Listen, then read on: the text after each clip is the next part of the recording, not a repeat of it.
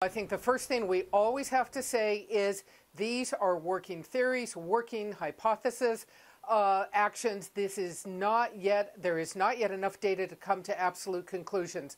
I've talked to a number of U.S. officials. They tell me, in particular, one official says they are now focusing on the theory that those in the cockpit were responsible for the deliberate act that took this plane down.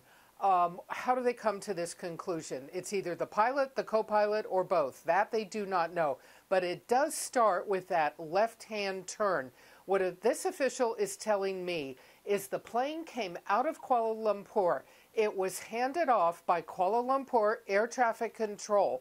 At that point, before Vietnam's air traffic control picked it up, the cockpit, the plane made a left-hand turn, a very deliberate left-hand turn.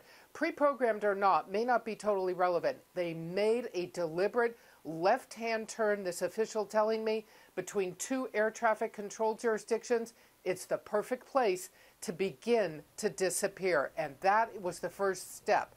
The plane then flew out into the Indian Ocean. So why do they say those in the cockpit, not a hijacker in the passenger cabin?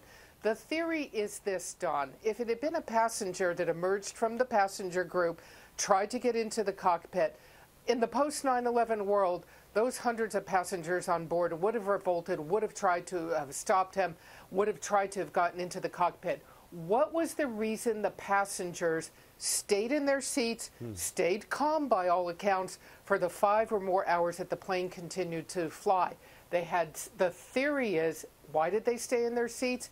They had some kind of voice message, if you will, over the voice system from the crew, from the pilot, the co-pilot, telling them everything is fine, maybe saying they were going to be diverted to another airport, something like that, until the plane, most likely, they say, flew into the southern Indian Ocean. It's a key question here. Not enough data to come to a conclusion, but those passengers, by all accounts, most likely stayed in their seats. Why did they do that? They certainly didn't think a hijacking was going on from a passenger in the cabin that suddenly got out of their seat.